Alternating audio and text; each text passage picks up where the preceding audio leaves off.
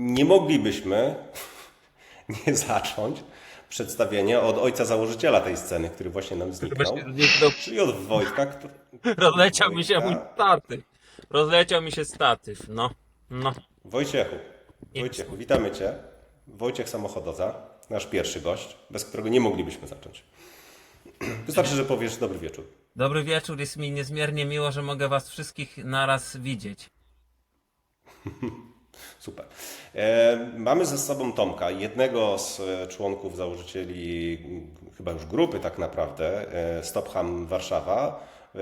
Mam wrażenie, że jeżeli chodzi o profesjonalizm materiału, jest on jakimś niedostrzegnionym wzorem. Witaj Tomku. Cześć.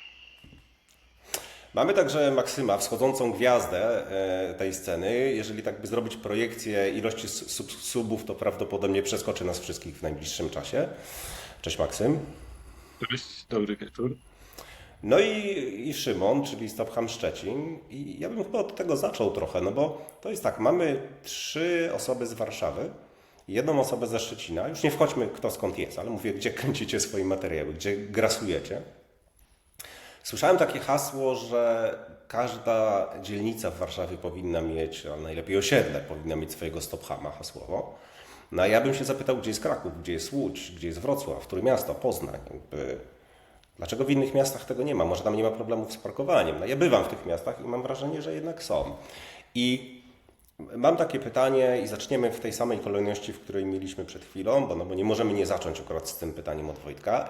Jakby co Was pchnęło na ulicę z kamerą? Jakby co było tym momentem przełomowym, który spowodował, że zaczęliście chodzić i zaczepiać obcych ludzi i czepiać się tego, jak niszczą chodnik?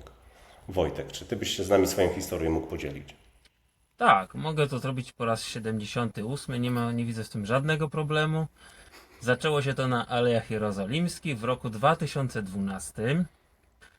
I to nie było tak, że to ja wyszedłem z kamerą i zacząłem kręcić, tylko ja wyszedłem z aparatem fotograficznym, taką wielką lustrzanką cyfrową, która wyglądała jak $1 000 000, a kupiłem ją za 400 zł używaną. I robiłem tą wielką lustrzanką zdjęcia ludziom, którzy parkowali na trawniku. Przy chodniku, z którego zrobili z tego chodnika, zrobili sobie dojazd do miejsc, do miejsc parkingowych, w cudzysłowie, wyznaczonych na trawniku, które zamieniło się z biegiem czasu w totalne błoto.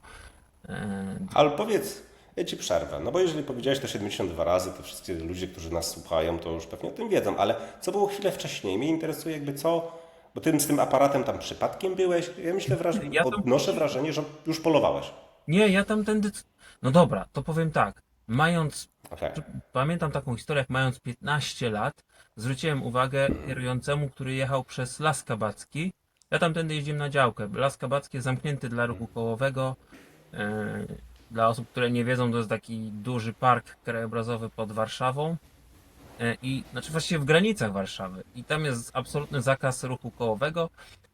I ja zwróciłem temu kierującemu uwagę właśnie, że no tutaj chyba nie można jeździć samochodem.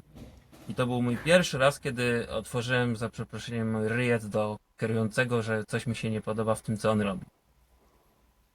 Rozumiem. To potem dojrzewało i był taki moment, Tak, kiedy wyszedłeś na Aleje Jerozolimskie z aparatem. tak, 20 lat to dojrzewa Okej. we mnie. Podoba mi się ten wątek wczesnego dzieciństwa. Ciekawe, bo ja też mam taki, no nie? Też opowiem na końcu swoją historię. Czyli jakby sięgam do wczesnego dzieciństwa i potem co się wydarzyło wiele, wiele lat później. Tomek, czy Twoja historia jest równie urzekająca? Nie pamiętam, żebym zaczynał w wieku 15 lat, natomiast po prostu takie rzeczy mnie denerwowały, że ktoś właśnie rozjeżdża jakiś trawnik w okolicy, ktoś zestawia chodnik, gdzieś trzeba się przeciskać, jakieś płytki klawiszują, no takie rzeczy mnie wkurzały i zacząłem najpierw sam to zgłaszać, po prostu tam policji, straży miejskiej. No potem się dowiedziałem o grupie w internecie Święte Krowy Warszawskie i jak pewnie wszyscy trzej z nas przez tę grupę się przebijałem pomału i uczyłem jak zgłaszać lepiej bardziej sukcesami, co robić, żeby to miało jakiś sens i stąd się wzięło najpierw samo kręcenie po prostu kierowców, którzy gdzieś jeżdżą po tych chodnikach, wysyłanie tych filmów na stop agresji drogowej.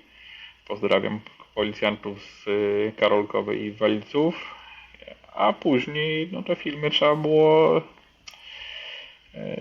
zacząć gromadzić, aż kilku kolegów się zgłosiło do mnie, hej, zróbmy coś, zróbmy z tego kanał. I tak to pomału właśnie ruszyło.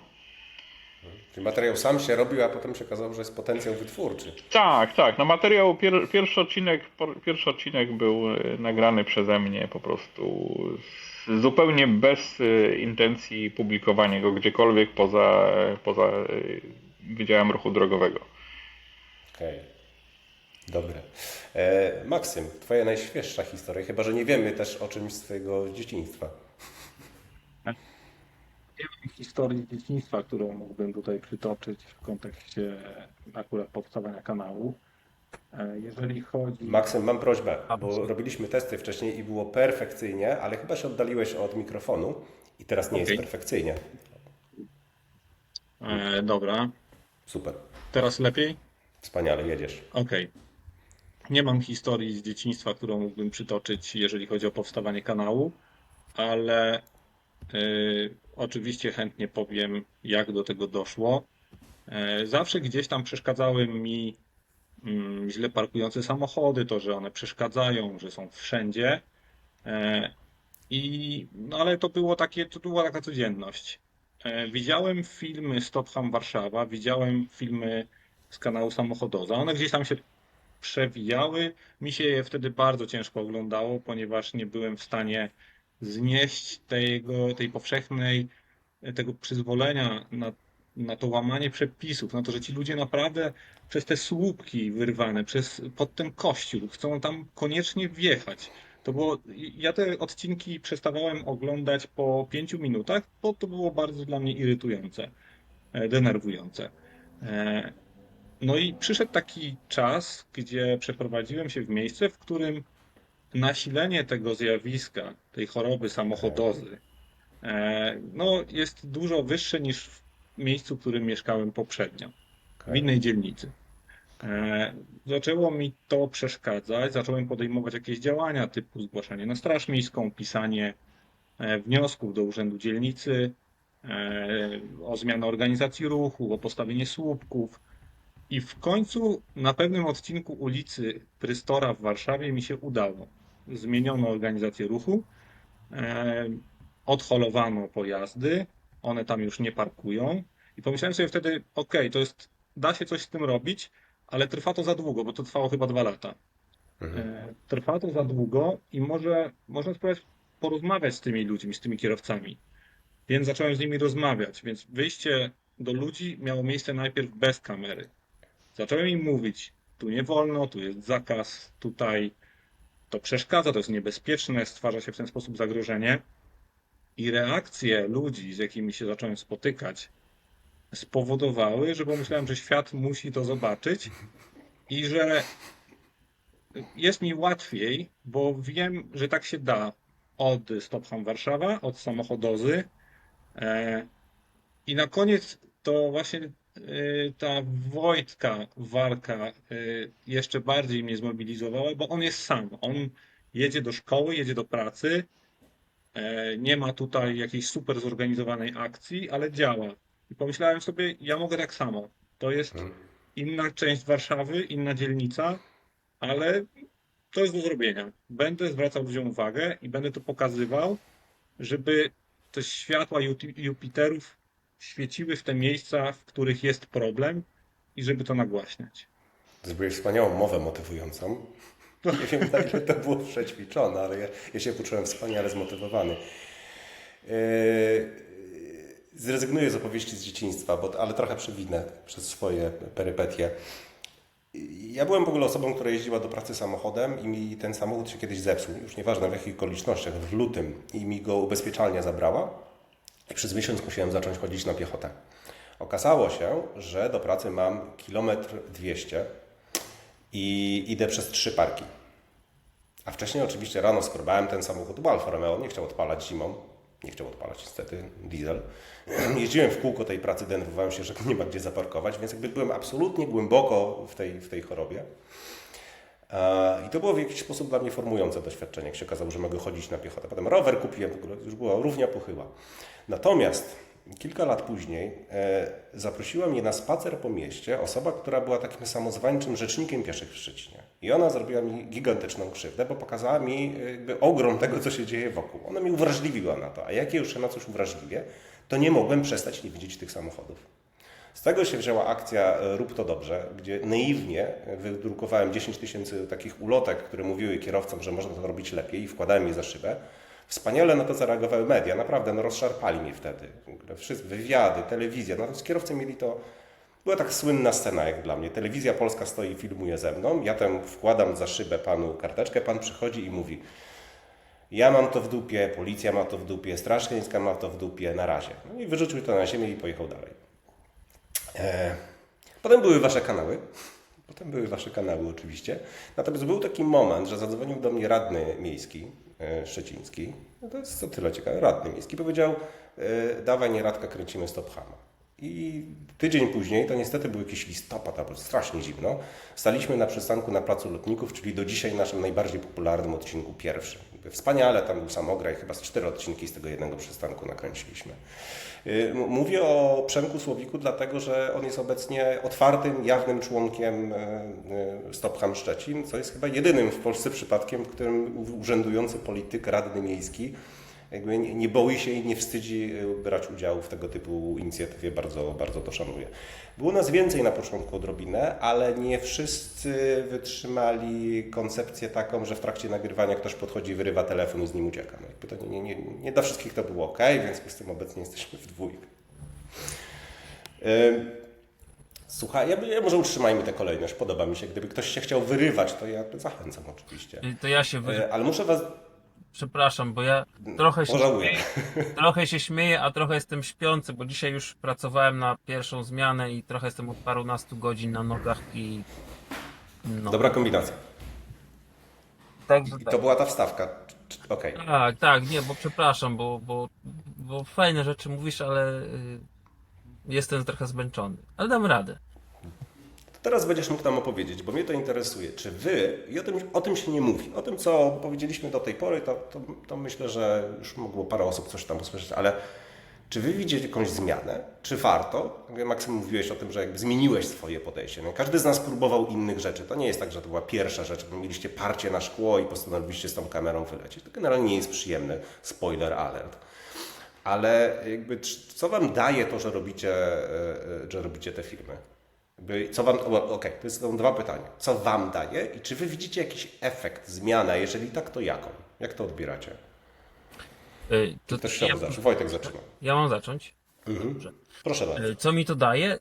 Daje mi to tak dużo, że nie wiem od czego zacząć. Na pewno sławę i pieniądze, to wiadomo. To wszyscy wiemy. Tak, ale nie, daje mi. Jeżeli pytasz osobiście, to daje mi to trening. Ja po prostu trenuję takie społeczne jakby interakcje i tak dalej z ludźmi. Po prostu, nie? Zwyczajnie, jako człowiek. Lubię być z ludźmi i lubię się troszeczkę z nimi pokłócić. Może nie za bardzo lubię wyrywanie mi telefonu albo kamery, ale to, no wiadomo, ludzie są różni. Natomiast tak w takim bardziej szerokim jakby spojrzeniu, to co dzisiaj robimy. Chodzi mi o to, co tutaj się właśnie dzieje. To znaczy, że za mną poszło już parę kanałów. Sami mówicie o tym, że oglądaliście mnie i To prawda. niektóre rzeczy robicie lepiej ode mnie. I na przykład Maksyma ja podziwiam za to, jak on potrafi rzeczowo i no, dobra, nie będę was tutaj wychwalał. Każdy z was ma u mnie naprawdę wielki szacunek i za to, co robicie. I właśnie po to robię kanał, po to, żeby ludzie mnie oglądali i próbowali naśladować albo robić to jeszcze lepiej. I nie chodzi mi o tworzenie kanałów. Znaczy, po to robimy dzisiaj to nagranie, żeby ludzie tworzyli kanały, ale jakby kolejną konsekwencją tego, że my działamy i następni będą pokazywali to, o co nam chodzi, jest to, że społeczeństwo będzie widziało, że nie musi być tak, jak jest, że może się coś zmienić. Dobra, I ale to ludzie, może to którzy pogłębi. przychodzą, Mhm. ludzie, którzy do mnie podchodzą i mnie rozpoznają, niektórzy mówią tylko spoko, dzięki za to, co robisz, ale są tacy, którzy konkretnie potrafią opowiedzieć, co dało im to, że mnie obejrzeli. Co oni Okej. zmienili w swoim podejściu do tej sytuacji, co oni zadziałali i tak dalej, co zrobili.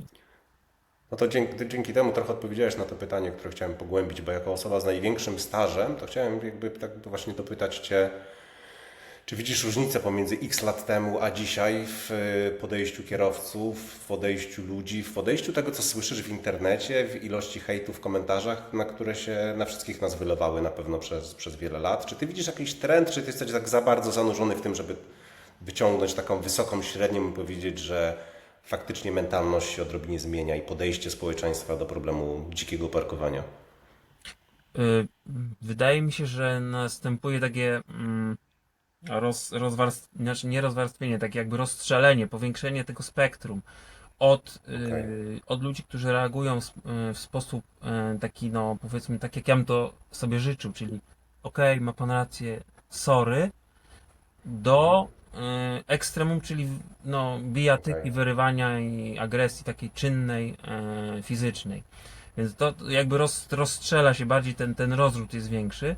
Natomiast to ja wydaje mi się, że nie jestem w stanie tego obiektywnie określić, że ja jestem w tym bardzo subiektywny, ponieważ ja się bardzo angażuję w to, co robię i no pewnie troszeczkę nie jestem w stanie jakby, no nie znam się na ludziach, tak, nie jestem psychologiem, jakby, no nie wiem, nie umiem tego określić, z czego wynikają te ich zachowania, chociaż mnie to interesuje i ja to badam, tak, ale No to posłuchajmy następnych, bo może mamy socjologa na pokładzie. I nie wiem, no nie? Tomek, czy ty z twojej perspektywy? Ja znowu pytam o ten twój aspekt osobisty i takie spojrzenie tego, jak obserwujesz klasę komentującą w internecie, ludzi, z którymi rozmawiasz, rodzina, znajomi. Jak? Powiem, powiem tak, znaczy na początek może krótkie słowo do naszych widzów. Przepraszam przede wszystkim, że nie publikujemy od tak dawna, ale e, to też jest trochę tak, że kanał to nie jest dla nas podstawowy środek do zmiany rzeczywistości. No, kanał jest oczywiście ważnym środkiem, natomiast właśnie najważniejsze jest to, żeby ta rzeczywistość się zmieniała.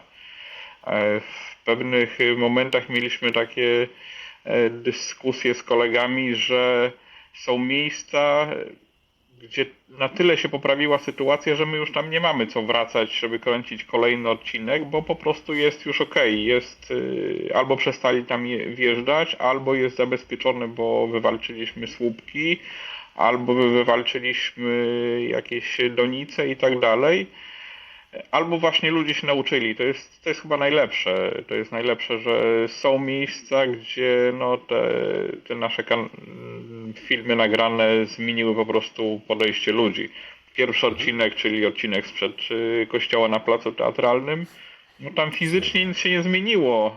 Tam dalej da się wjechać, ale dzisiaj prawie nigdy tam nie wjeżdża nikt.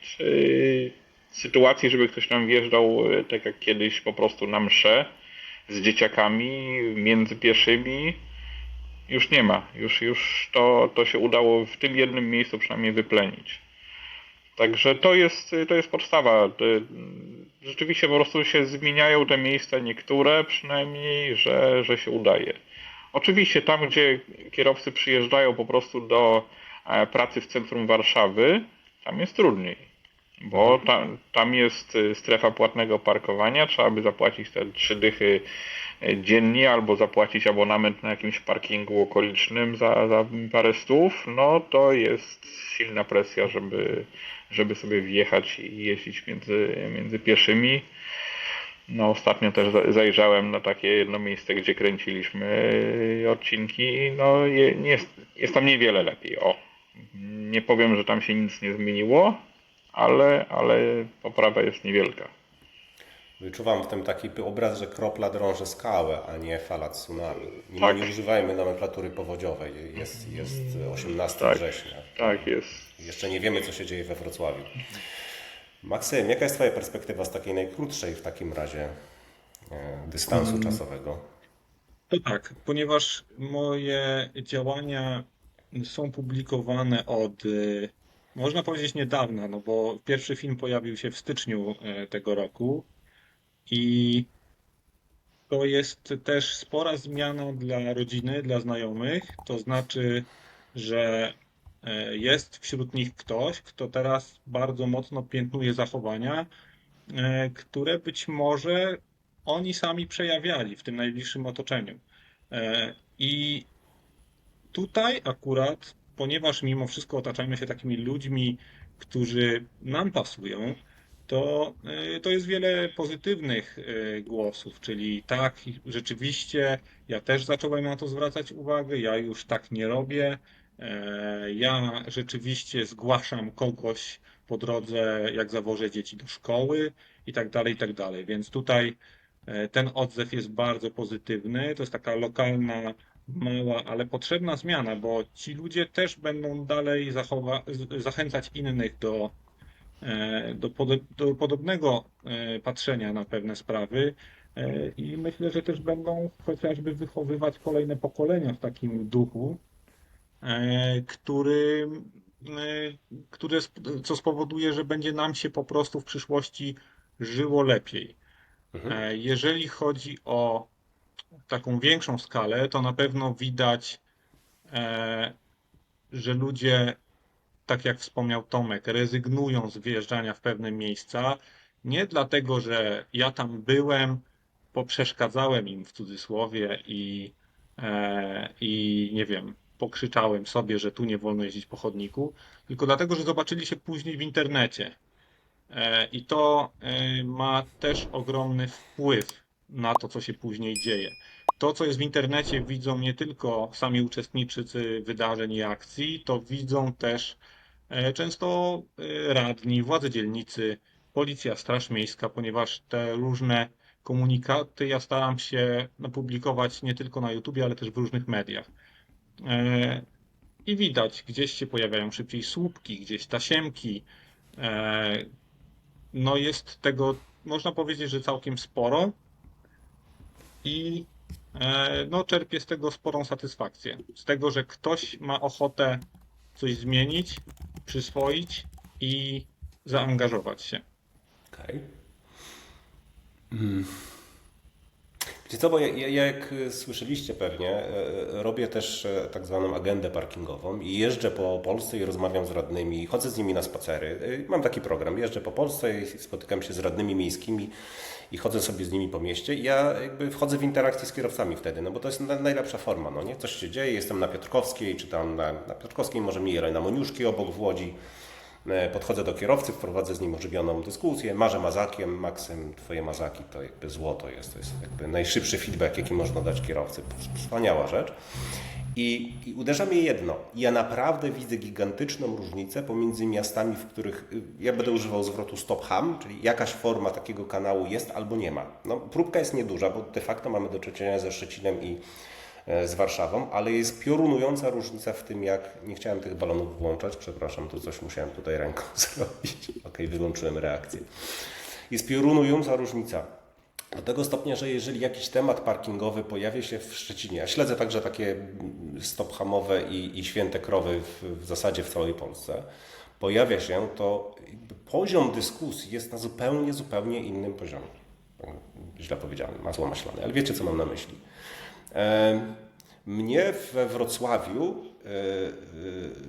urzędnicy z Urzędu Miasta, których wyprowadziłem na chwilkę z budynku, zapytali, czy ja się nie boję robić to, co robię, jak tam podchodziłem. W Szczecinie już nikt o takie rzeczy nie pyta. Jakby wiadomo, że generalnie to nie jest być może przyjemne, nie jest to najbardziej bezpieczne, ale umówmy się, że jednak nie mieszkamy w Rosji i raczej nam nic nie grozi. Więc ja widzę kolosalną zmianę w podejściu do tego problemu, w uwrażliwianiu ludzi na to, że to jest realny problem i że płacimy za te chodniki, które są niszczone, że ludzie na tych chodnikach giną tak naprawdę. Natomiast mam też takie głębokie przekonanie, wy pewnie widzicie też statystyki, że wcale nie oglądają was ludzie z Warszawy. Jakby kanał ze Szczecina też ogląda tam, nie wiem, chyba 30% ludzi ze Szczecina, reszta z reszty Polski. Ale mam głębokie przekonanie, że trzeba zobaczyć swój chodnik, no nie? Że jakby, że to działa dużo, dużo lepiej na to, jak się zobaczy swoją realną sytuację. Tam, gdzie po prostu widzimy, że my tam parkowaliśmy i że to wspaniale działa. Więc ja w przeciągu ostatnich 2 lat widzę gigantyczną zmianę świadomości i taką pracę odrobioną przez społeczeństwo w swoim mieście.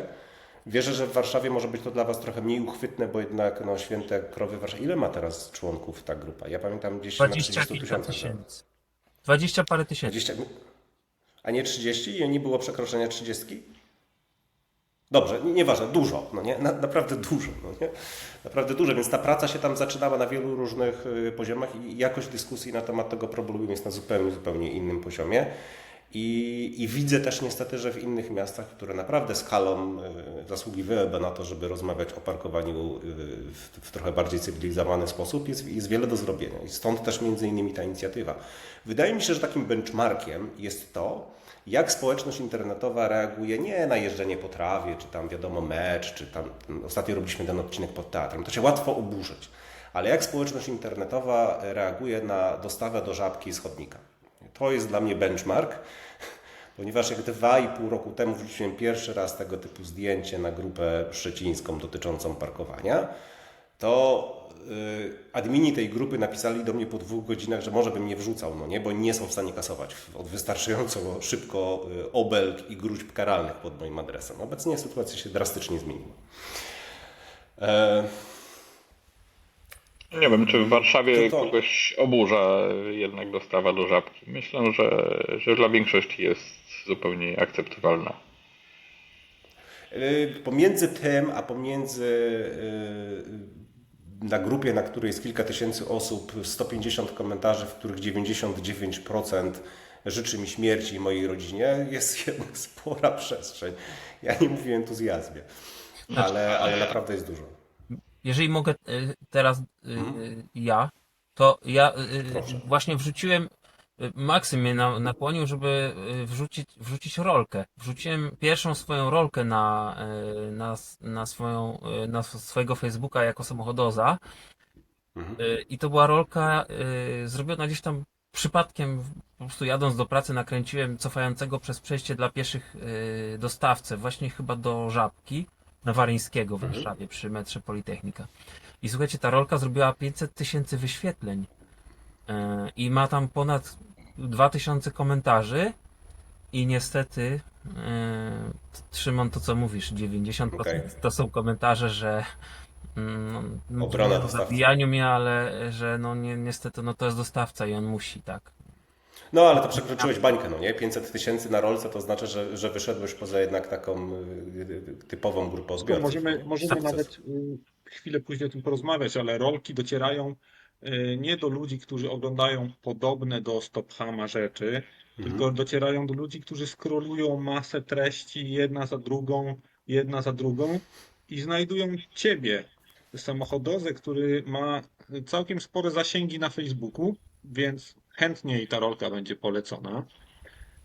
Aha. I No patrzą, widzisz, co to dlatego ma mam być. ciebie, bo ja jestem już za stary, ja takich rzeczy nie I wiem. patrzą, co to ma być. Gość robi normalnie robi dostawę, cofając po chodniku środkiem, o co mu chodzi, tak? Tak, a ten debil go zgłosił Normalna na sytuacja, policję, konfident. Tak. Pracującego człowieka Słuchajcie, ciężko. PKB wykuwa. Tak, przecież on Okej. tak mu kazano zrobić. On tylko mówi, on tylko robi to, co mu powiedziano. Czy on ma 3 kilometry wozić te paczki? Tak, wózkiem. Pieszo? Wózkiem? W Szczecinie się mówi 2 km, w Warszawie 3. Okay. W Warszawie zwykle Większe 3. Miasto. W Warszawie zwykle 3 Trzeba zmienić. dla tych, którzy w miarę ogarniają Warszawę. Wrzuciłem rolkę z obsługą paczkomatu w Gdańsku. I pytanie było, co on ma? Te 20 metrów z parkingu te paczki nosić? Okay. Co Nie, miasto, to 20, dystans. 20 metrów. Nie, 20 metrów to rzeczywiście to przesada. 3 kilometry to jest mniej więcej odległość w Warszawie od dworca centralnego do Arkadii. No To tak. tak, rząd Ale- wielkości. Tak, Ale i płaszcz. około 300 żabek po drodze jest. Tak, po Myślę, drodze, że po tak. drodze myślę tak. Może być nawet więcej, bo bywa tak, że są dwie żabki w jednym bloku, więc Tak. więcej żabek. Słuchajcie, to co? Przechodzimy do poradnika. Jeżeli kogoś zachęciliśmy do tego etapu, że warto to robić, to nie jest jakiś, jak widać, niewiarygodnie ekscytujący biznes, ale każdy z nas to robi, więc jakąś motywację w sobie znajdujemy. To jest trochę pytań, na które chciałbym znać odpowiedź teraz, a jeszcze bardziej to chciałbym. Szkoda, że nie znałem odpowiedzi na te pytania 2 lata temu, jak zaczynaliśmy. Czyli od czego zacząć? Ja może zacznę, bo uważam, że niestety jakość naszego materiału, jakość naszych nagrywek, jakość naszego audio jest najgorsza, więc ja opowiem o naszym setupie w paru słowach i potem wy poprawicie mnie, co mogliśmy robić lepiej. Tak, setup jest następujący. Z mojej perspektywy absolutne minimum. O, może tak. Nie mówmy o tym, do czego doszliśmy po 7 latach i robieniu zbiórki na tablet. Tylko absolutne minimum dla mnie to jest jednak niestety GoPro albo jakaś kamera, którą można trzymać w ręku, którą jak ktoś tam zabierze i rzuci, to ona się nie rozpadnie. Nie polecam nagrywać telefonem. Trzeba mieć sporą wprawę, to jest dość nieporęczne. Jak policjant nas przesłuchuje, musimy pokazać obywatela, wyłącza nam się kamera.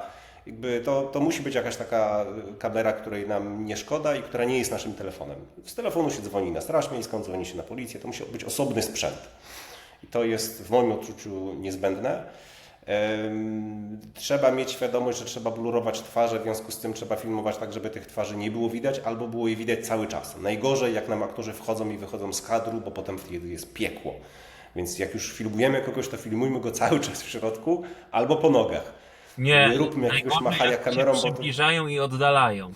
To jest Okej, najgorsze. no dobrze. No generalnie te ruchy są kłopotliwe. Dobrze, jakby byli tak cały czas w centrum, to wtedy się ich łatwo bluruje. Problem z audio jest niestety zawsze dużo. Idealnie byłoby, gdyby za nami ktoś chodził z tą taką wędką z mikrofonem i ich tam nagrywał. No świetnie działa, jak jest dwóch aktorów i faktycznie obydwoje są po pstrzykiwaniu mikrofonami i wtedy jakby słychać to z dwóch mikrofonów. Tylko wtedy polecam kręcenie na dwie kamery, polecam na tym, żeby sobie zrobić klaśnięcie, bo potem się łatwo montuje, można sobie znaleźć ten pstryk, bo inaczej synchronizowanie dwóch plików audio jest także horrorem. To soliści może tego nie wiedzą, ale osoby nagrywające w parach to trochę taki hint. Natomiast kluczowe jeszcze jest, jeżeli chodzi o setup i od czego zacząć, to wcale nie od kupowania GoPro na Elixie, tylko od naprawdę perfekcyjnego przygotowania się merytorycznie, bo jest bardzo dużo niespodzianek, jest bardzo dużo pułapek, jest mnóstwo takich rzeczy, o których zwykli śmiertelnicy nie wiedzą. Jeżeli nakręcimy nasz pierwszy odcinek z ekipą na migających żółtych światełkach, która robi ordynarne rzeczy w pasie ruchu drogowego, jeździ sobie po chodniku i tak dalej, no to niestety nie będziemy mieli racji, bo oni najczęściej mogą to robić. No, to nie jest prawdopodobnie dobry materiał na pierwszy odcinek. Wychodzimy z poziomu jednak osoby, która przeszkadza innym ludziom i jeżeli chcemy w jakiś sposób wchodzić w ton moralizatorski, a jakbyśmy nie kombinowali, to trochę tak to wygląda, to musimy być krystalicznie czyści w momencie, w którym się do kogoś szczepiamy. Ja mam takie podejście i ten taki merytoryczne przygotowanie jest dla mnie istotne, przy czym oglądanie odcinków waszych na pewno bardzo pomaga, no nie? Żeby poznać granice. Nie trzeba wcale studiować ustawy. Czyli mój minimalny setup to jest GoPro, warto dbać o mikrofon i warto się bardzo dobrze przygotować merytorycznie, zanim w ogóle chcielibyśmy wyjść na ulicę. Bo ja od tego zacznę i może teraz w drugą stronę, chyba że ktoś się wyrywa, jak nie to Maksym. Dobry pomysł w drugą stronę, bo jak wiemy, Wojtek ma najgorszy sprzęt, więc on może na koniec. Ja mam najświeższy. to Wojtek wiadomo. lżył moje GoPro tak straszliwie, że było mi potem przykro przez 2 tygodnie. Wojtek nic To nie jest mów, teraz Maksym. GoPro z serii No Name. Tak, No nie ma nazwy. Maksym, dajesz. To tak, przede wszystkim ja polecam wychodzić najpierw do ludzi bez kamery, rozmawiać z nimi i ćwiczyć, ponieważ to jest, wydaje mi się, że najtrudniejsze, jeżeli ktoś nie przywykł do zaczepiania ludzi i zwracania im uwagi, ale bardzo chciałby, to zastanawianie się teraz, czy wyciągnąć kamerę, zacząć nagrywać, co z tym zrobić, jak ta osoba zareaguje na kamerę jeszcze. To jest taki dodatkowy czynnik, więc zacząłbym od po prostu rozmowy z ludźmi i zobaczenia, na co z tego wyjdzie, czy się w tym sprawdzamy, czy to jest dla nas i tak dalej. Jeżeli chodzi później o chęć nagrywania, to ja bym też sklasyfikował, podzielił sprzęty na kategorie w kontekście tego, jaki efekt chcemy uzyskać. Bo ja chodzę z kamerą przypiętą na klipsie do plecaka, z taką antyzrywką jeszcze, czyli jeżeli ktoś mi ją wyszarpnie, no to ma to pierwsze takie, ten taki sukces, że ta kamera odlatuje, ale potem jest drugie szarpnięcie, ona już dalej nie poleci.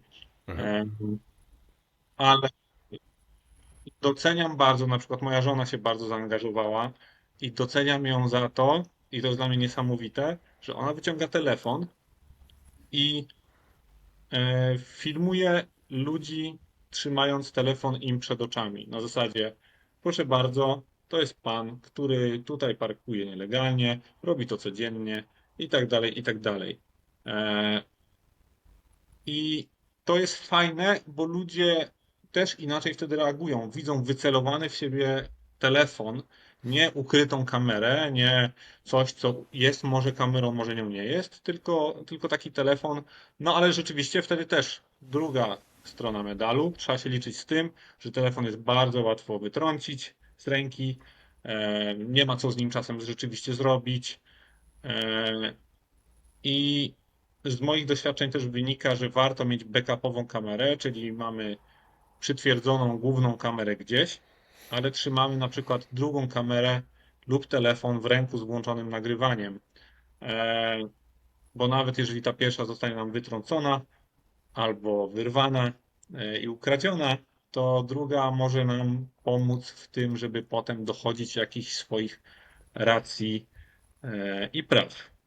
Jeżeli Cieszę chodzi o się. dźwięk, to te nowe urządzenia robią to dość dobrze, więc tutaj jakby nie mam też doświadczenia. To, co zgrywa mi kamera typu GoPro, ja używam akurat DJI, no to jest w zupełności wystarczające. W obróbce, w postprodukcji można jeszcze wyciągnąć trochę to audio, więc okej. Ciekawe. Cieszę się, że zwróciłeś tutaj uwagę na kilka elementów. Faktycznie ludzie się zachowują inaczej z aparatem, inaczej z GoPro, inaczej z takim telefonem wycelowanym w twarz. Może jest tak, i tutaj pewien element seksizmu się pojawi, ale może być też tak, że niestety kobiecie trochę trudniej ten telefon wytrącić z ręki. A może się mylę, może jest dokładnie na odwrót. I mój telefon parę razy szybował i stwierdziłem, że to nie jest dobre narzędzie tam nagrywanie tego typu sytuacji, bo szkoda mi go było. To jest ciekawa uwaga. Ja też dodam, ponieważ właśnie moja żona, tak jak wspomniałem, prowadzi czasem taką w cudzysłowie krucjatę lokalnie. I tutaj już nie zachodzi ta różnica, ten konflikt płci, jak to czasem internauci wskazują w komentarzach, że o, ty startujesz do kobiet, albo kobiety się ciebie Okej. boją, przeciwko mężczyznom już nie jesteś taki FIFA Rafa. Natomiast gdy tą samą działalność prowadzi moja żona, to te reakcje tych ludzi nadal są takie same. Czyli Okej. kobiety dalej krzyczą, mężczyźni dalej krzyczą. Kobiety wytrącają telefony i mężczyźni są agresywni. Tak jakby Pełne uprawnienie, wygląda na to, wspaniale. że ta płeć nie ma w tym momencie tak naprawdę znaczenia, ale to trzeba przeżyć i doświadczyć, żeby wiedzieć, zamiast tylko pisać komentarze. Mnie na jakiś czas wyrzuciło, tak, więc nie wiem jakie pytanie słyszę o Tomek, płciach w tej chwili. Jesteś. Nie, ale my jesteśmy jeszcze przy sprzęcie, ale to jest trochę tak. Od czego zacząć? Gdybyś poszukał takiego minimalnego setupu, albo jeszcze fajnie to Maksym rozwinął, co zrobić zanim wyjdziesz na ulicę? I on zaproponował, słyszałem, tak. żeby jednak nie wychodzić z kamerą na dzień dobry, tylko tych ludzi zaczepiać bez kamery. Tak. I to jest cały czas to samo. Czy jest coś, co ty byś ze swojej Moje strony, ze swoich doświadczenia jednak są doświadczeń takie, że Co jeszcze nie żeby jednak zaczynać z kamerą, to znaczy najpierw przede wszystkim nasze bezpieczeństwo jest istotne, w związku z tym gdyby coś się miało nam wydarzyć, to na początek dobrze mieć jednak przynajmniej zdjęcie samochodu z tablicami rejestracyjnymi. Gdyby cokolwiek, tak, to jest nasz punkt zaczepienia, gdyby ten kierowca nam coś chciał zrobić. Więc generalnie ja zaczynam od zdjęcia samochodu mimo wszystko. Oczywiście to może budzić agresję, Tutaj już doświadczenia nasze są takie, że to budzi. Ostatnio na grupie naszej Święte Krowy był przedziwny filmik, jak pani bawiła się chyba w Toradora, zasłaniając kurtką jeżdżący po chodniku samochód. Tak, to Wspaniale. Dostałem piękna ten- scena, także Będę go wrzucał. najczęściej kierowcy już wiedzą, tak, że już nie, że czegoś nie wolno, więc to już jest punkt zaczepienia, tak, robimy im zdjęcie, oni już wychodzą są wytrąceni jakoś z komfortu, że nikt nie zwraca uwagi na to, co robią i tu mamy punkt zaczepienia, więc ja zaczynałem z telefonem, A jakieś- i Przepraszam. duża część pierwszych naszych odcinków była kręcona z mojego telefonu, natomiast koledzy mieli już jakieś tam kamery sportowe, czy to było GoPro, czy to były jakieś Sony. Ale pojawiła się taka sugestia, że ponieważ ja dużo, tak jak Maksym i tak jak Wojtek, prawie wszystko kręcę sam, no to pojawiła się sugestia, powinienem mieć GoPro i przy jakiejś tam okazji zafundowałem sobie tę kamerkę i rzeczywiście obecnie kręcę w 90 pewnie 5% filmy z kamery i to są też te filmy, które nie są nigdzie publikowane, tylko idą właśnie gdzieś do zgłoszenia. Także to jest początek. Natomiast co do oczywiście nagrywania, nie montuję filmów, od razu mówię, to też jest też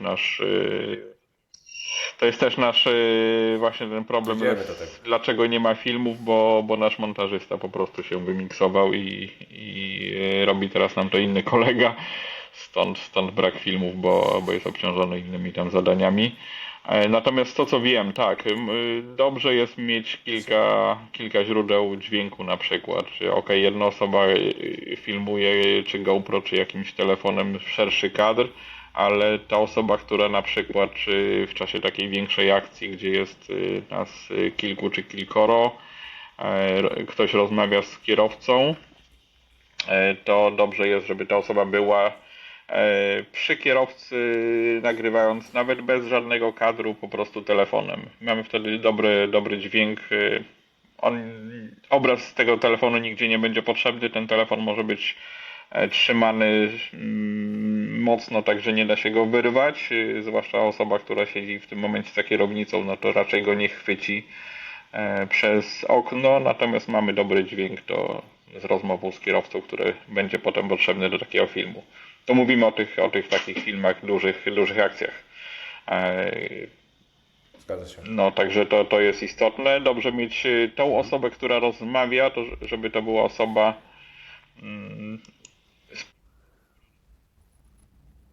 Znikasz nam troszeczkę, Tomek, ale wierzę, że To to może będzie ja, dobrze może słychać. ja uzupełnię wypowiedź Tomka o swoje Mhm, przemyślenia. dajesz. Dodałbym to, że faktycznie dobrym pomysłem jest przed przystąpieniem do akcji zrobić sobie zdjęcie samochodu, ale warto Zgadza też się. mieć gdzie to zdjęcie wysłać.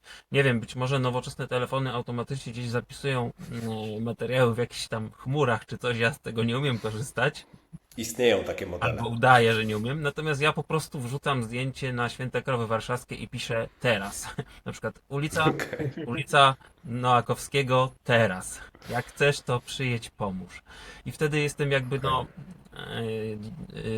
ruch jest na Świętych Krowach Warszawskich, ale też ja mam jakiś powiedzmy cień szansy, że ktoś podjedzie i zdarza się, że przyjeżdżają ludzie i tam no powiedzmy no może nie pomagają, ale wiem, że są i czuję się troszkę pewniejszy, bo ktoś wie, co ja robię, tak? Chociażby. I tego zdjęcia wysłanego na Święte Krowy Warszawskie już po wyrwaniu telefonu nie jest tak łatwo skasować, bo ono nie jest w Prawda. telefonie, tylko jest już gdzieś w internecie i ktoś już je widział.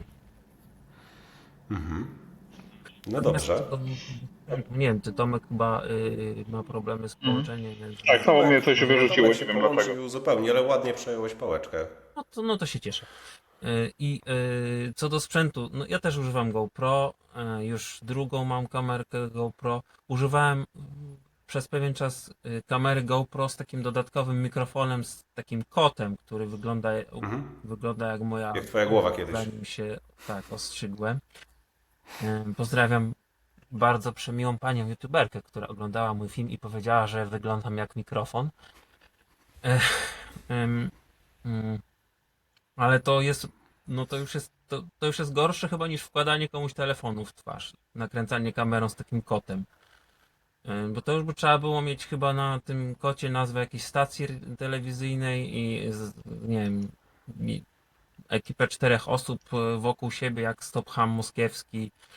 To nie jest No to. to ta była sugestia, to była ta sugestia, żeby ktoś z tym wędką taką chodził, mikrofonem zwisającym, Właśnie, to tak, świetnie całą byłoby, ekipę, ale to... tak, to, Tak, tak. to jest zupełnie inna kategoria nagrywania. Co do, jakby odnosząc się do tego, właśnie do tych różnych sprzętów, to powiem, że po prostu nagrywając ukrytą kamerą powstaje zupełnie inny film niż jak nagrywam kamerą GoPro na przykład na sticku i powstaje jeszcze zupełnie inny film, kiedy wkładam telefon w twarz komuś, tak? Więc na przykład telefon, przepraszam, kamera przykręcona do roweru jest praktycznie niewidoczna. Dopiero jak ktoś specjalnie przyjrzy się temu rowerowi, że tam gdzieś pod kierownicą jest kamera i osoba, która nie wie, że jest nagrywana telefonem, znaczy kamerą przykręconą do roweru, no niestety troszeczkę się potrafi nie pozwala sobie na różne takie no, akcje, których by pewnie przy kamerze nie zrobiła. Chociażby jeden z niedawnych filmów z kierującym Volvo, który po prostu rzucił mi tym rowerem na jezdnię.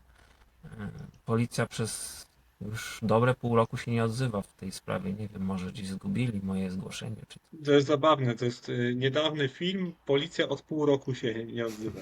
No, nie, no, bo Słuchajcie, film ale powstał to jest... jakoś na jesień zeszłego roku chyba i od razu go zgłosiłem na policję, więc to no nie, film jest Ale niedawno. poruszyłeś ważny Też wątek. porusza trochę temat i sprzętu, i częstotliwości wrzucania tych filmów i tego, co Tomek wcześniej powiedział, czyli musi ktoś mieć, materiał się kręci, tylko musi Tak. ktoś mieć jak go montować. Maksym, Oraz- ja z radością przejdę, bo to jest generalnie 90% to jest to montowanie nieszczęsne, ale jeden wątek chciałbym dokończyć, który Wojtek trochę wywołał chyba przypadkiem, a wydaje mi się bardzo ważny.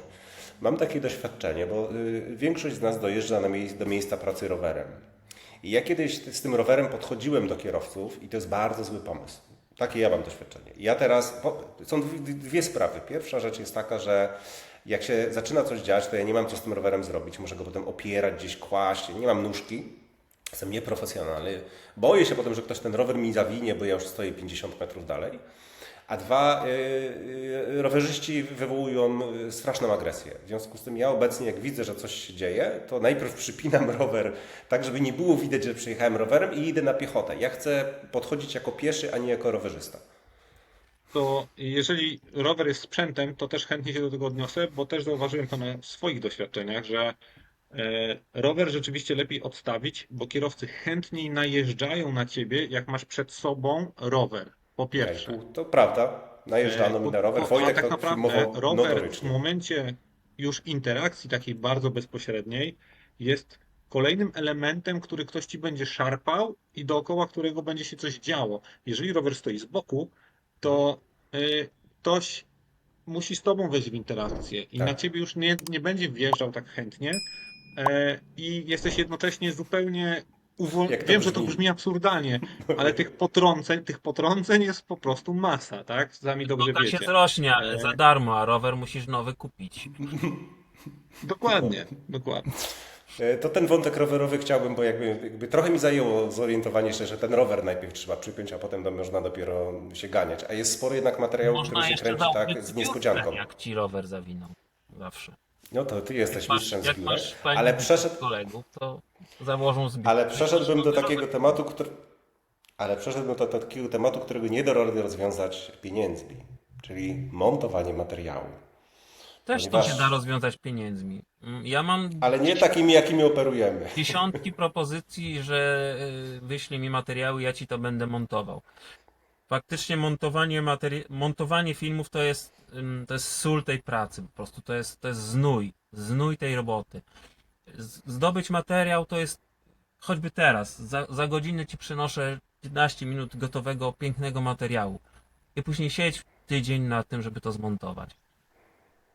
No, ty Wojtek występujesz solo. Słucham? My występowaliśmy, Tomek się łączy, to może też doda coś od siebie, ale nam się zdarzało pójść na przystanek na godzinę i mieć 4 godziny Tak, materiału z tego. Tomku, znowu niestety zniknąłeś, ale jesteśmy przy arcyciekawym temacie montowania. Więc tylko dodam od siebie, że mieliśmy raz pierwszą taką nagrywkę w 4 osoby. Po godzinie mieliśmy 4 godziny materiału w Full HD zgrywane z kamerek. Samo wrzucenie tego wszystkiego do internetu i zgranie na jeden komputer to już jest piekło. Przejrzenie, odsianie tego, synchronizowanie jest to niewiarygodnie pracochłonne, wymagające sprzętowo, tego nie da rady zrobić na tanim PC-cie, to po prostu wszystko trwa, trzeba mieć dobre łącze internetowe, duży dysk. Do niedawna myślałem, że trzeba mieć koniecznie płatne narzędzie, w zasadzie od tygodnia dopiero wiem, że da radę to w miarę sensownie zrobić za darmo. No i co jest najgorsze, na godzinę kręcenia przypada u mnie mniej więcej 20 godzin montowania. Tak jak mniej więcej mam taką dobrego filmu, bo takiego na odwal to może jest tam 1 do 3. Maksym, bo widzę, ja chciałbym się czegoś dowiedzieć. Zrobiłem filmik ostatnio taki o takim kibice na mecz przyjeżdżają chodnikami. Znam. I ja sobie zacząłem w Excelu wynotowywać pozycje, ile czasu poświęcam na tam nagrywanie materiału, ustalenie tego na na osi czasu, blurowanie twarzy i tak dalej, i tak dalej. Wychodzi mniej więcej godzina i 10 minut na każdą minutę filmu, czyli jakby na 1 20-minutowy do film 60. Okej. to jest ponad 20 godzin pracy. Tutaj akurat to wynika też z tego, że jest dużo osób w kadrze i każdy się przemieszcza i jego twarz powinna być zakryta, przynajmniej ta, z którą wchodzę w interakcję lub jego rodziny i znajomych, tak? Natomiast no, jest to bardzo czasochłonne i to się robi po prostu po godzinach. Gdzieś się tą godzinę wyciśnie wieczorem, następnego dnia się jej nie wyciśnie i tak dalej, i tak dalej. Dlatego są spore interwały w powstawaniu, w publikowaniu tych filmów. Wojtek, ty jakbyś mógł tych ochotników, którzy chcieliby filmować, to może To dawaj do przekierować? nas. Znaczy, Chociaż nie wiem, czy ja to też są dostawać... ochotnicy, którzy by robili to za darmo. Raczej Okej. sądzę, że nie, a nawet ja bym nie chciał, żeby robili to za darmo, bo Jest to bardzo dużo pracy. ja z tego mam pieniądze, tak? No tego nie ukrywam też, więc no nie mógłbym komuś zlecać pracy, za którą bym nie płacił. Po prostu. Dobre podejście, No a i- nie jest to rzecz, którą się robi lewą ręką przy kawie od Tak. niechcenia, no nie? To jest naprawdę rzecz bardzo, bardzo pracochłonna. Syn mówi, że ja to bluruję jak zwierzę. Że ja to robię jak zwierzę po prostu. No i że robię to za dokładnie, tak? Że ja się z tym za bardzo bawię. Ale ja po prostu taki jestem. Ja nie umiem czegoś robić na odwal się i jak już wszedłem na pewien pułap jakby standardu filmów, to już ciężko mi jest zejść poniżej, tak? Chodzi mi o jakość mojej pracy. Nie chodzi mi o jakość, nie wiem, dźwięku, obrazu, bo no nad tym nie zawsze jestem w stanie zapanować, ale nad postprodukcją jestem w stanie zapanować i jak już wszedłem na jakiś poziom, no to już z niego nie schodzę, tak? Staram się to robić. Chociaż kiedyś To robiłem jest temat... napisy, a później przestałem robić te napisy, ale to też robił Nigdy- mi kolega. Nigdy nie znajdziecie dokładniej zakrytych twarzy niż na filmach Wojtka, co jest fantastyczną pracą, zupełnie niepotrzebną w takiej jakości, ale doceniam, Też, doceniam. bo Maksym później mi wyrzuca, że w 10 minucie 17 sekundzie 35 klatce widać twarz. No i ja Tak, muszę to jest straszne, jak już rzucisz. przez YouTube'a to robić i to wygląda fatalnie. No ale zdarza się, nie ma nieodpowiednich Tomek, póki jesteś, czy jest coś, co chciałbyś dodać do naszego utyskiwania na to, jak pracochłonne jest blurowanie twarzy i postprocesy? Tak, ja Poza tego tym, nie że ty robię, ja tego tylko nie to robisz. znam bardziej z opowieści. Wiem, że pierwszy odcinek był robiony po prostu jakimś darmowym narzędziem na iPhone'ie, więc wyobrażam sobie, że to musiała być katorżnicza praca. Były pomysły takie, że po prostu lecimy szerokim paskiem, który po prostu zasłania twarze i nie trzeba niczego wtedy śledzić, no ale wygląda to później fatalnie, no bo jest po prostu szeroki pas.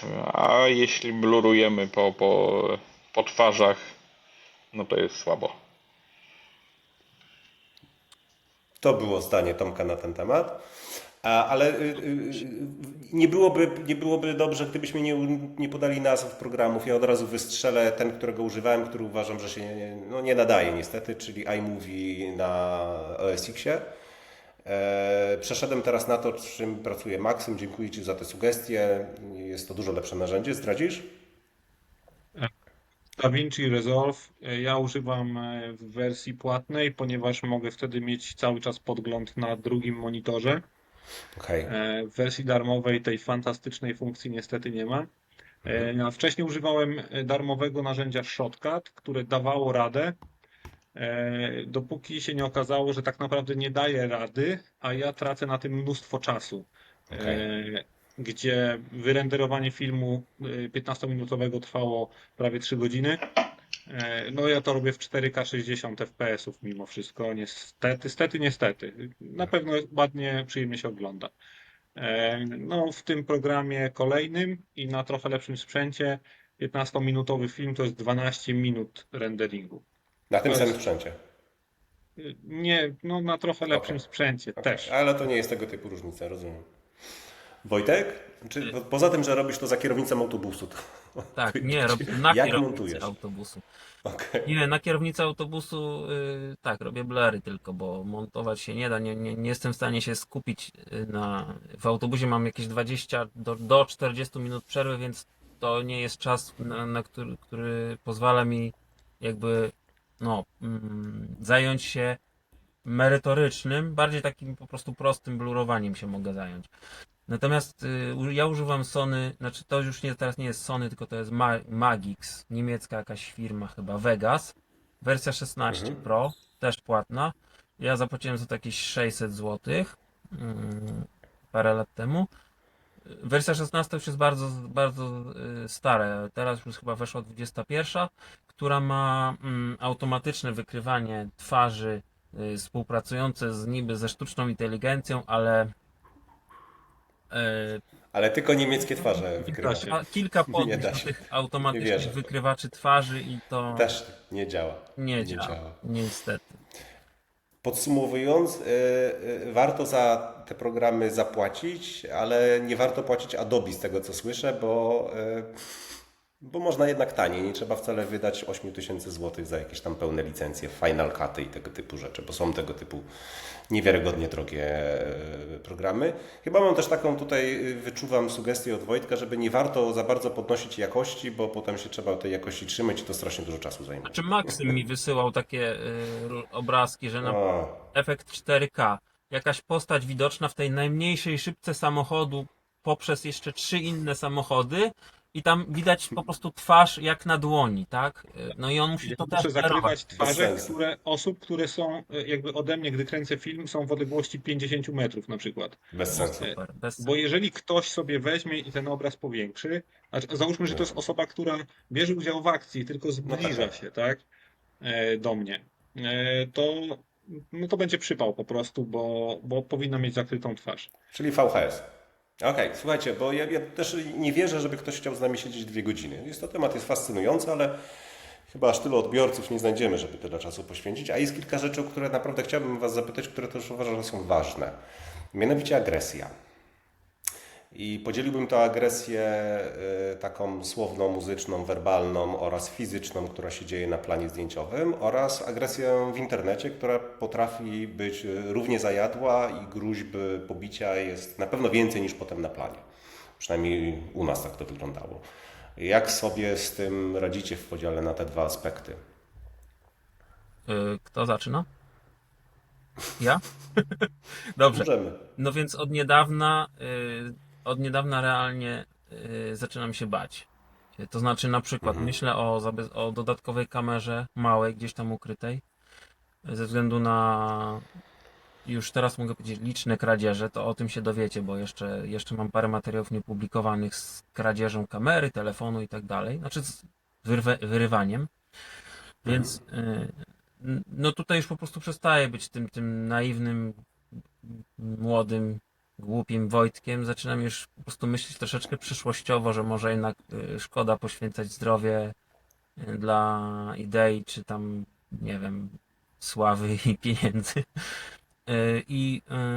No i na przykład chodzę z kolegą na akcję. Pozdrawiam Okej. Krzyśka. Maksyma w sumie też mogę pozdrowić, bo i Szymona też. I w sumie Tomka też, bo ze wszystkimi wami byłem już na akcji. E, I wtedy jest no komfort pracy, można powiedzieć. No, to jest praca, tak? Więc komfort, ten komfort tej pracy jest po prostu nieporównywalnie większy. Jest większa swoboda, jest pewność, że no, dwóch osób raczej ciężko jest gdzieś tam złapać naraz i no można sobie pozwolić na znaczy tak, ciśnie się na słowo, żeby na większą prowokację sobie można pozwolić, ale nie, na większą swobodę, że jeżeli ja gdzieś tam zawiodę, to kolega coś powie, kolega coś tam zrobi, będzie wiedział jak się zachować i tak dalej. Wykorzystajmy znowu ten chwiejny niestety internet Tomka. Tomek, my rozmawiamy w tej chwili o agresji i rozmawiamy o agresji na planie oraz o agresji internetowej, która dzieje się później. Ktoś te komentarze musi moderować, usuwać i tak dalej. Zacznij w dowolnej kolejności z tych dwóch wątków, bo obydwa są uważam bardzo, bardzo ważne. Możesz bardziej na tej ulicznej. Moim zdaniem przede wszystkim jak najmniej eskalować sytuację. To jest pewnie każdego z nas jakiś problem, pewnie najmniej Maksyma, że my się wytrącamy z równowagi, my się nakręcamy sytuacją, a no lepiej być właśnie spokojnym i tonować sytuację, być rzeczowym, mówić o prawie, o przepisach, o bezpieczeństwie, a nie eskalować. Myślę, że w momencie, kiedy zdarza nam się, oby jak najrzadziej, nie wiem, na przykład wyciągnąć gaz pieprzowy, no to już jest w zasadzie koniec jakiejkolwiek rozmowy, czegokolwiek i po prostu tego należy unikać. No, wtedy po prostu najczęściej zwiewamy i tyle, tak, bo to już do niczego nie prowadzi i ani z tego nie będzie filmu, ani nie będzie z tego żadnej pozytywnej reakcji tej osoby, której chcieliśmy zwrócić uwagę. Także deeskalować jak najbardziej, być rzeczowym, spokojnym, merytorycznym. No to nie zawsze się uda oczywiście, bo są agresorzy, bo są osoby nawalone w testosteronę, bo są dresiarze, przypakowani jacyś ludzie z siłowni, no na takich najbardziej trzeba uważać, bo tutaj po prostu testosteron buzuje i wycieka uszami.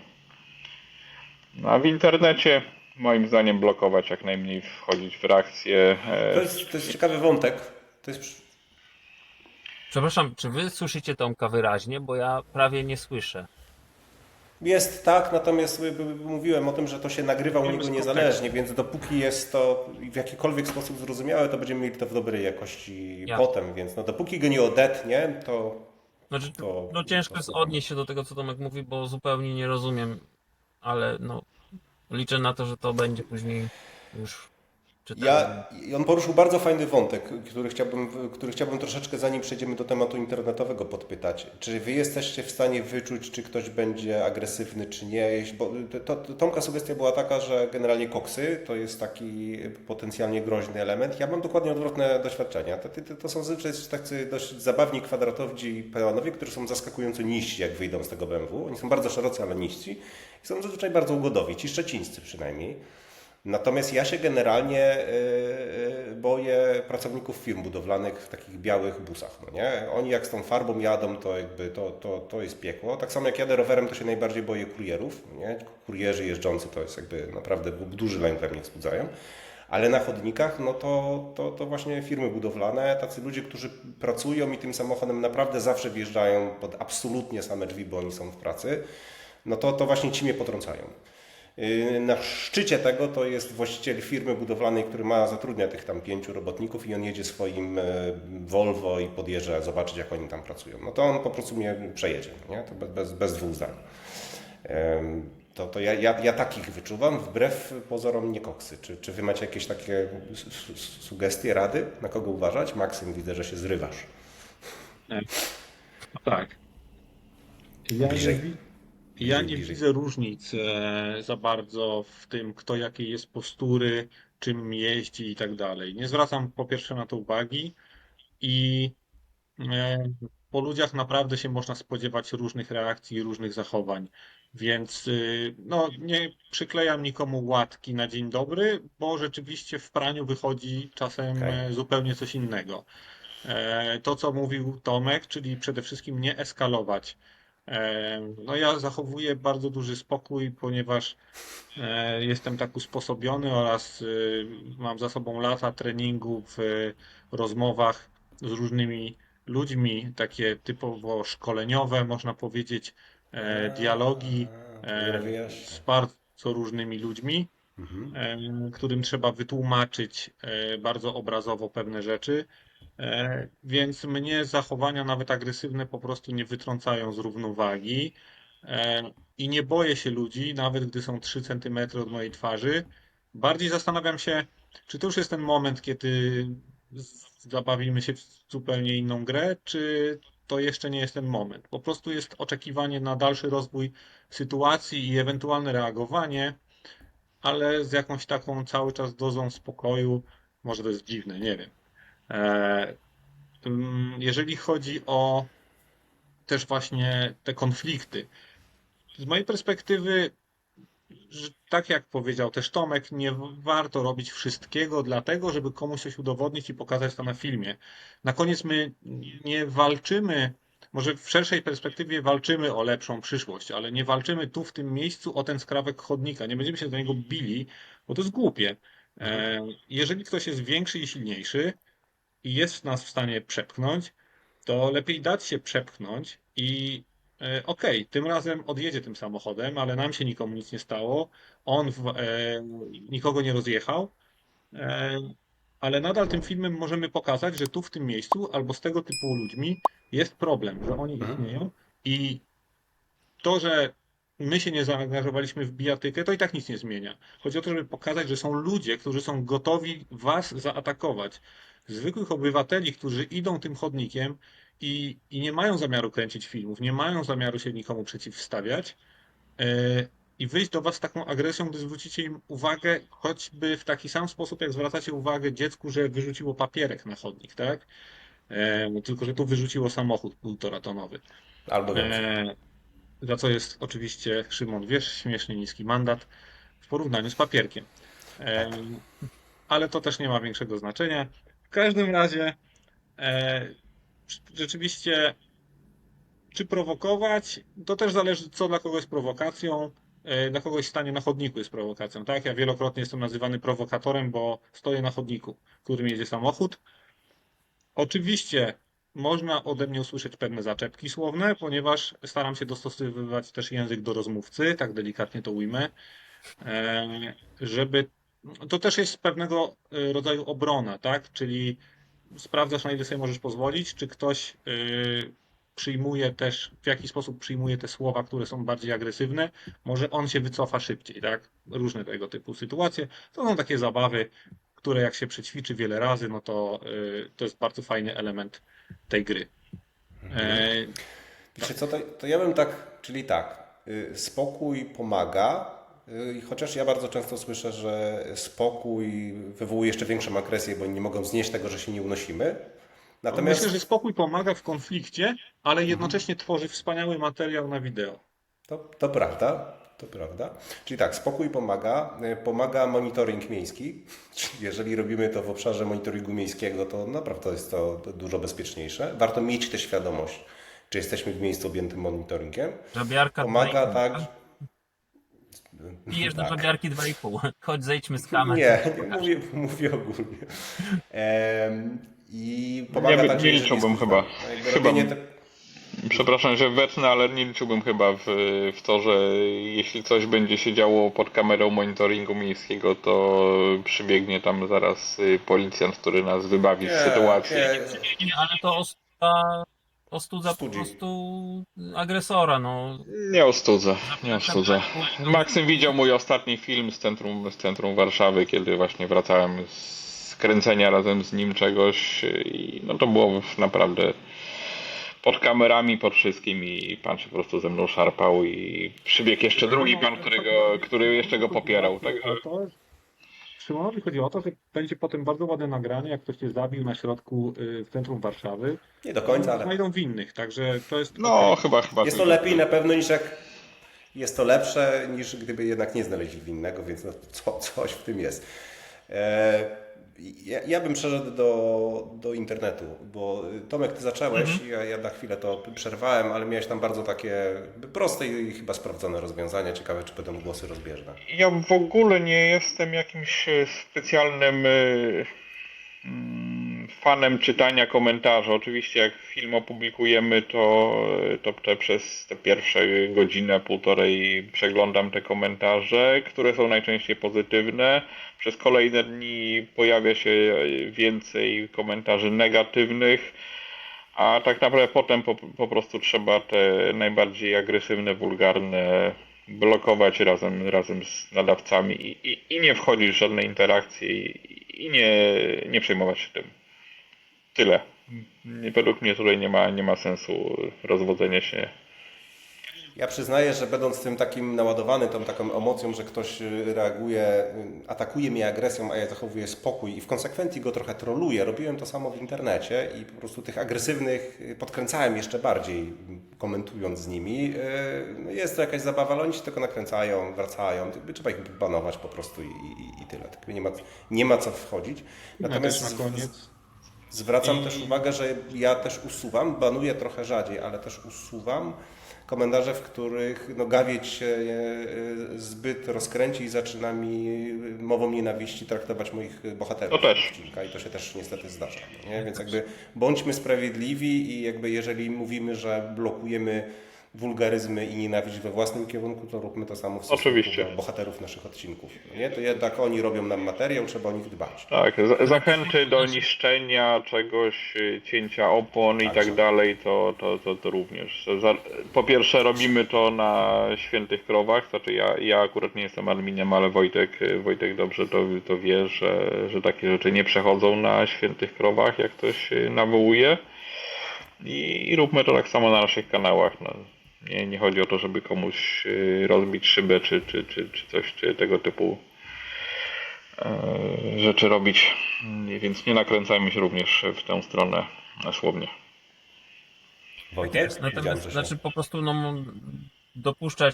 dopuszczać krytykę zachowań, a nie krytykę, nie wiem, wyglądu, pochodzenia, stanu posiadania i tak dalej bohaterów i no naszych, no to już na to nie mamy wpływu, no nas to już będą już my jesteśmy straceni dla społeczeństwa, ale nasi bohaterowie niech no, zasługują na to, że jakby no oni wystąpili w filmie po to, żeby pokazać pewne zjawisko, pewien problem, a nie żeby ich jakby tam no disować, tak, czy zdołować, czy gnoić, tak. No nie o to chodzi. Zachowując proporcje oczywiście, no bo pod naszymi filmami o księdzu na przykład, no te wypowiedzi o księżach są, no i nie będziemy ich kasować, bo ktoś wyrzuca, mówiąc wprost, księdzu, który się zachowuje co najmniej głupio, to, że się zachowuje głupio, tak, no więc...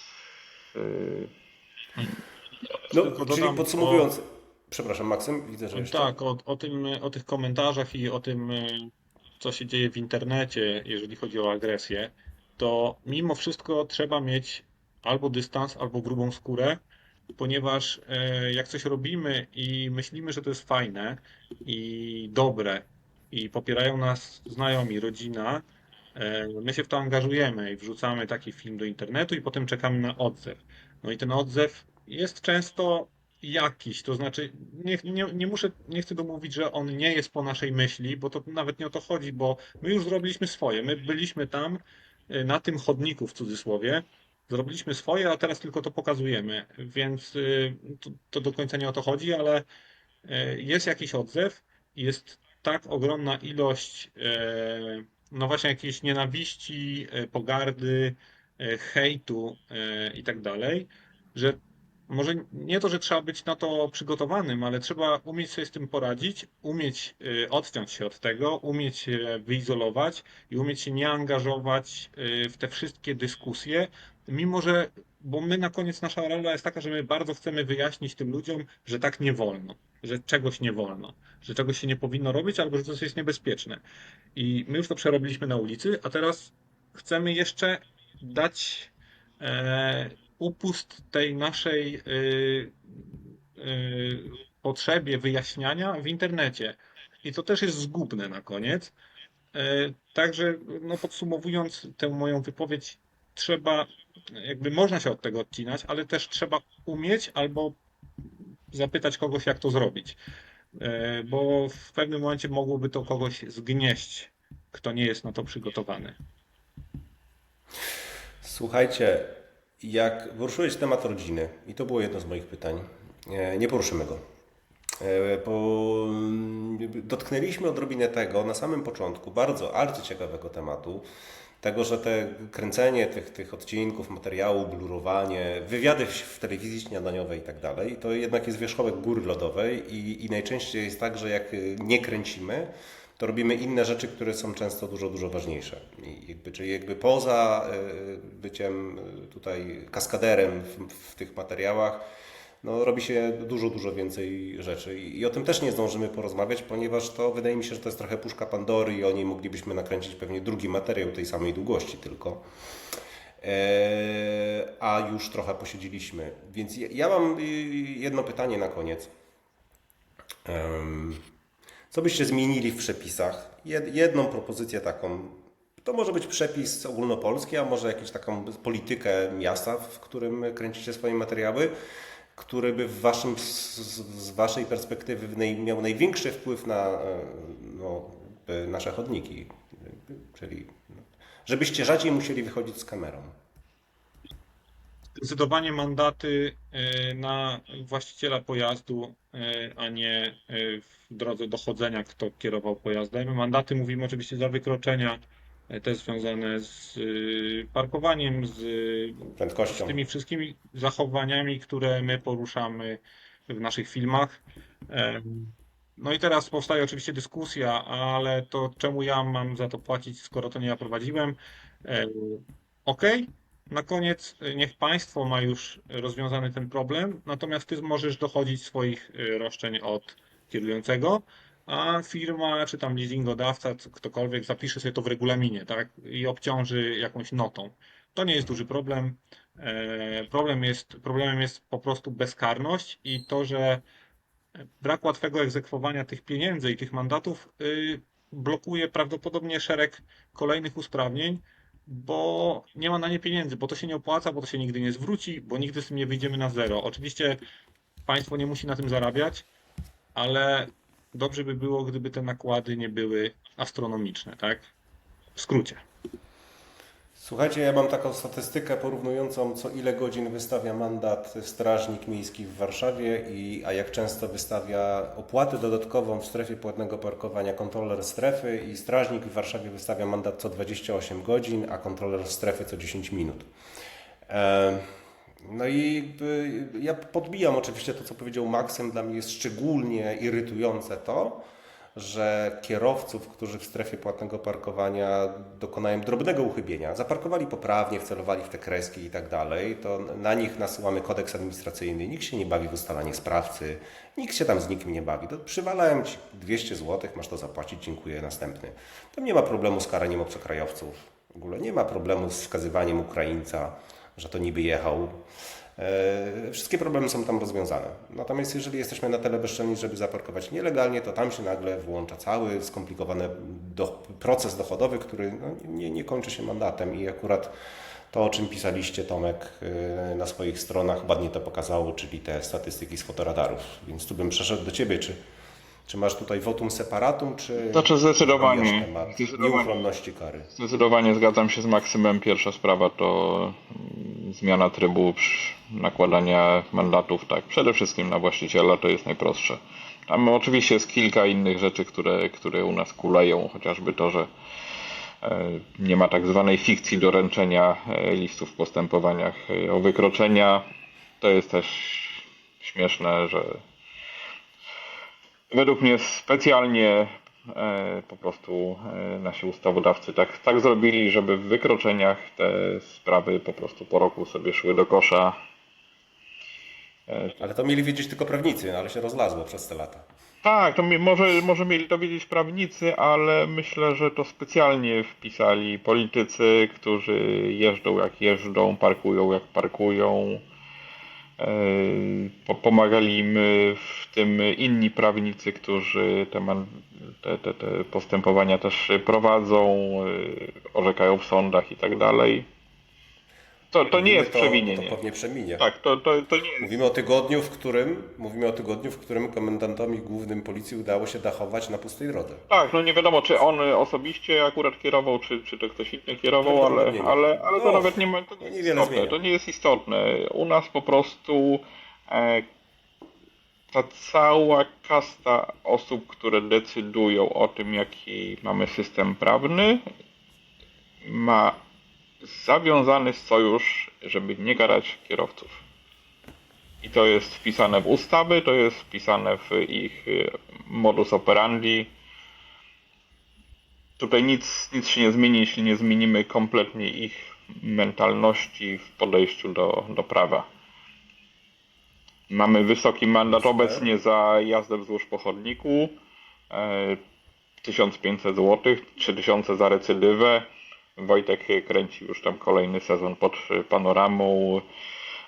My kręcimy kolejne odcinki w innych miejscach. Przyjeżdża policja do Wojtka, czy przyjeżdża policja do nas i albo mówią, że oni nie byli świadkami jazdy. Samochód się po prostu teleportował pod ten kościół.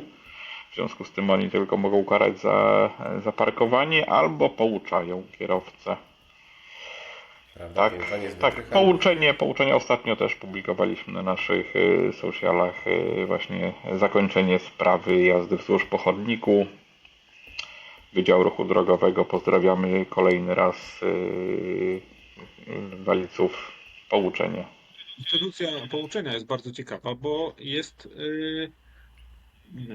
stosuje się ją w momencie, w którym ktoś świadomie łamie przepisy, nie na zasadzie nie zauważyłem, tylko robię to codziennie, robię to tutaj, robię to na zakazie, Robi to od robię 20 to lat. wbrew ustawie.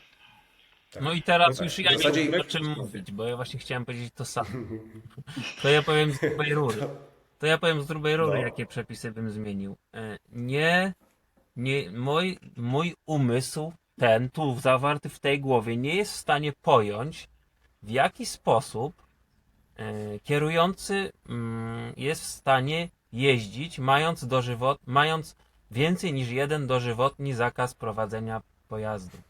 Jak to Więcej jest niż możliwe? jeden. To jest samo. Jeżeli masz dożywotni zakaz prowadzenia pojazdu, on nie został ci nałożony za to, że stanąłeś krzywo na chodniku, albo za to, że nie wiem, przejechałeś na późnym żółtym.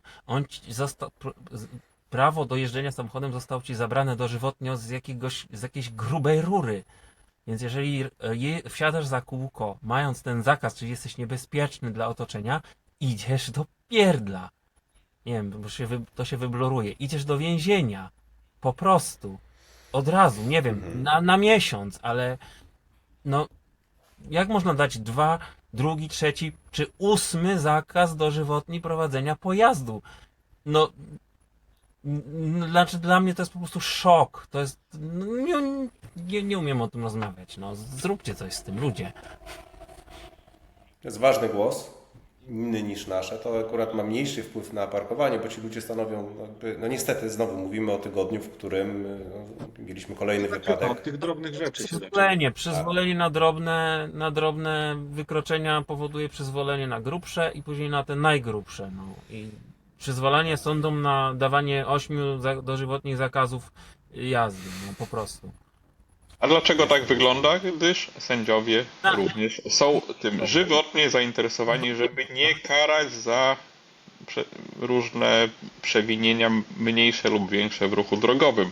Gdyż sędzia boi się utraty immunitetu, a za immunitet może stracić w zasadzie tylko za to, że spowoduje wypadek. Taka jest po prostu konstatacja. Wypadek, czyli zdarzenie drogowe, gdzie jakaś ofiara będzie przez 7 dni lub więcej niezdolna do pracy. Nie mówimy o tym, że skasują kogoś, że ktoś zginie, poleje się krew. Nie, ktoś będzie chodził w kołnierzu przez 7 dni i to już jest wypadek. Tego boi się sędzia, bo jeśli inny sędzia w tym momencie orzeknie, że ten sędzia popełnił przestępstwo, czyli spowodował ten wypadek, to on traci swój status. W związku z tym Ale on sędziowie nie traci orzekają tak. immunitetu chyba do końca życia i uprawnień, tylko Nie. traci immunitet po to, żeby dało się go skazać, tak? Tak, no jeśli inny sędzia w postępowaniu wewnątrz tej grupy zawodowej orzeknie, że tak, kolega sędzia Iksiński z sądu rejonowego gdzieś tam spowodował wypadek i zdejmuje mu immunitet, bo popełnił przestępstwo, tak, albo istnieje prawdopodobieństwo, że popełni przestępstwo, no to grozi mu, że on straci status sędziego. W związku z tym sędziowie orzekają w ten sposób, żeby cała linia orzecznicza była taka, że oni nie będą tracić tego immunitetu z powodu tego, że spowodowali właśnie wypadek, bo komuś na przykład wjechali w tył samochodu na skrzyżowaniu. To Oni brzmi jak orzekają. teoria. Tak, ale to jest Ja rzecz, którą mi powiedział kolega sędzia. Tego boją się ja podbiję sędziowie. to. Tego się boją sędziowie, że stracą status sędziego. Podbiję to z zupełnie innej strony. Jest to proste rozwiązanie. Starać się jeździć tak, będąc sędzią, żeby nie powodować wypadków. Nie wiem, ale Nie produkujemy takich radykalnych propozycji, Wojtek. To tak jakbyś mówił, że nie trzeba płacić To jest mandatu. szaleństwo. jesteśmy. No dobrze. Ja podbiję to z innej strony i to chyba będzie trochę podsumowanie. Mianowicie poświęciłem kiedyś jakieś 2 miesiące na analizowanie przepisów związanych z parkowaniem. I ja szukałem w uzasadnieniach do ustaw, do zmian i tak dalej, szukałem polityków, którzy popsuli przepisy związane z parkowaniem. I nie znalazłem. Znaczy nie widzę, mówię o parkowaniu, pomijam w tym momencie milczeniem propozycje SLD z 2018 roku, jeśli dobrze pamiętam, które cofnęły gminom prawo stawiania fotoradarów pod publiczkę. Decyzję Komorowskiego o przyspieszeniu ruchu na autostradę do 104. Ale ja mówię o parkowaniu. Nie znalazłem tam po prostu wprost intencjonalnego zepsucia. Natomiast wszystkie miejsca, na których znajdowałem zepsucie, to były wyroki sądów, które doprecyzowywały to prawo. Sądów administracyjnych, sądów do spraw wykroczeń, to tam znajdowałem takie linie orzecznicze, które systematycznie psuły to.